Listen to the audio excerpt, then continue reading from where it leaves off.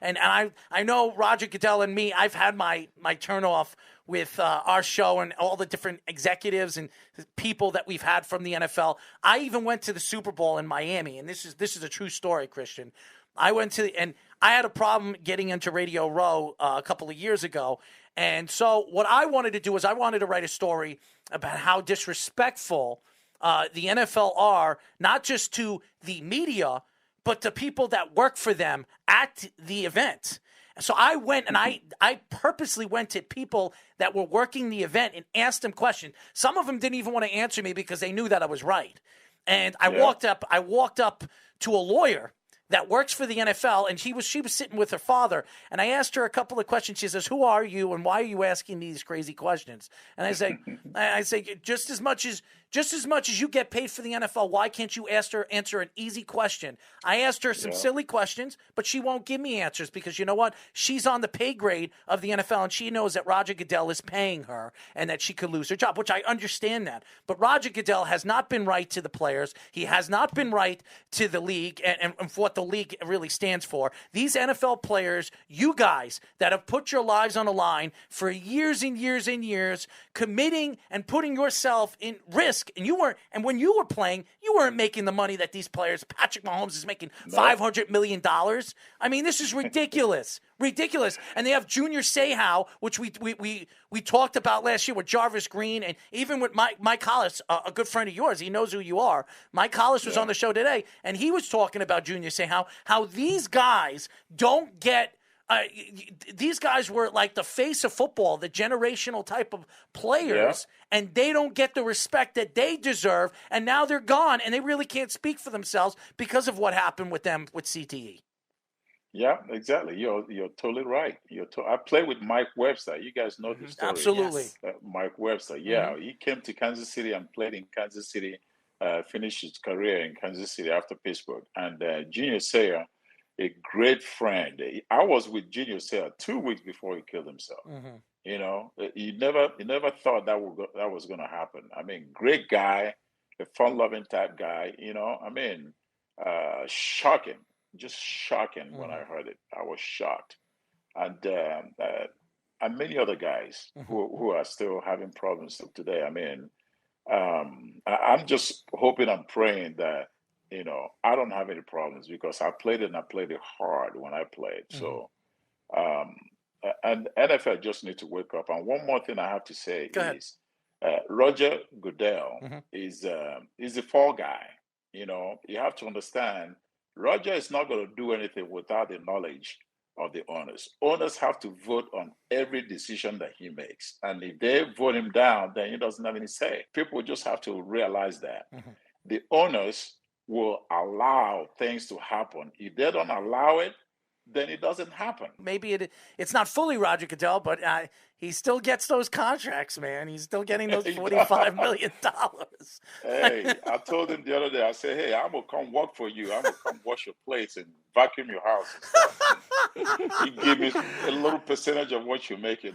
Yeah, right. So, Roger Goodell would rather just have his kids do it before you or me do it for. Hey, charity begins at home, right? That's right. Allowance. I'm going to give you $1,000 allowance, kids. Do what you got to do. Oh, man. So one of our fans actually has a very good question, Carl. Is it crazy to believe that you are on these big-name football video games, most famously Tecmo Bowl back in when you were playing? Is it crazy to see yourself like that in a game like that's that popular? Well, it is crazy, because I'm from Nigeria, the poor family from Nigeria, and I never thought I was going to come to America and being in a video game. Are you kidding me? Gosh, it's a blessing. And every time I go on my appearances and people bring one of those games for me to sign, I'm like, wow, they still remember me.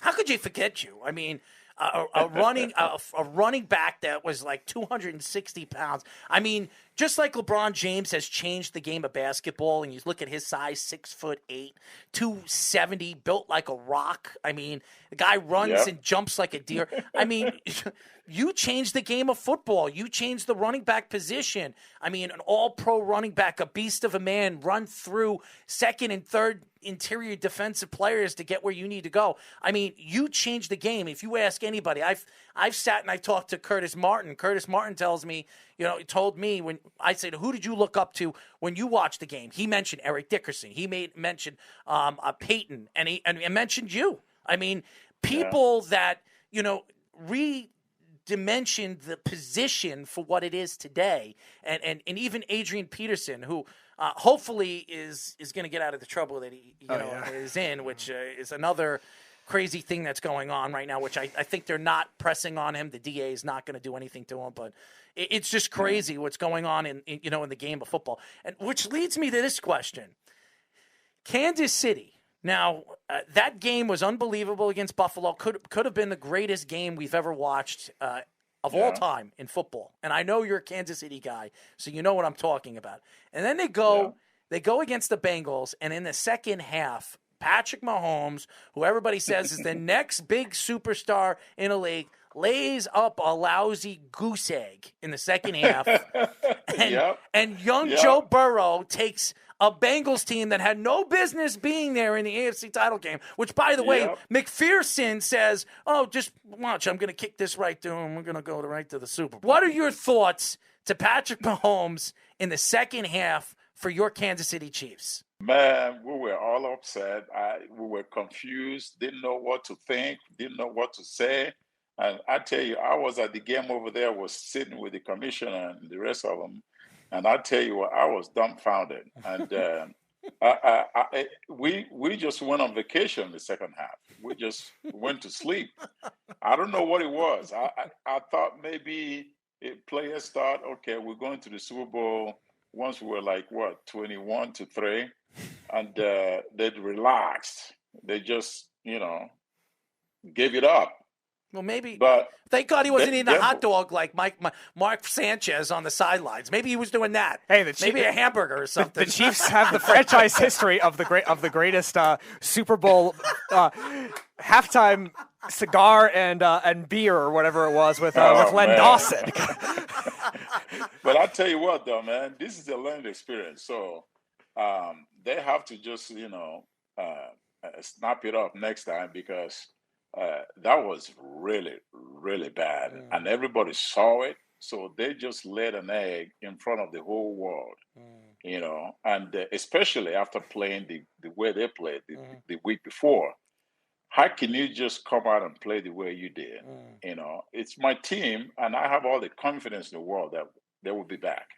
Well, I will say this. That division with the young quarterbacks that you have Derek Carr in that division, you have Justin Herbert, and who's to say you don't have Russell Wilson or even Aaron Rodgers on the Broncos next year, which could be a nasty way all the way to the playoffs next year, because if you got to deal with Aaron Rodgers twice a week, Justin Herbert twice in the year, and then Derek Carr or maybe another quarterback. If Josh McDaniels says, you know what, I don't want Derek Carr, I want Russell Wilson, I want Kyler Murray. He seems like available. That's who I want. I'm going to win a Super Bowl with that guy. I mean, you're talking about probably the best division of young quarterbacks we've ever seen. In the last 25 years.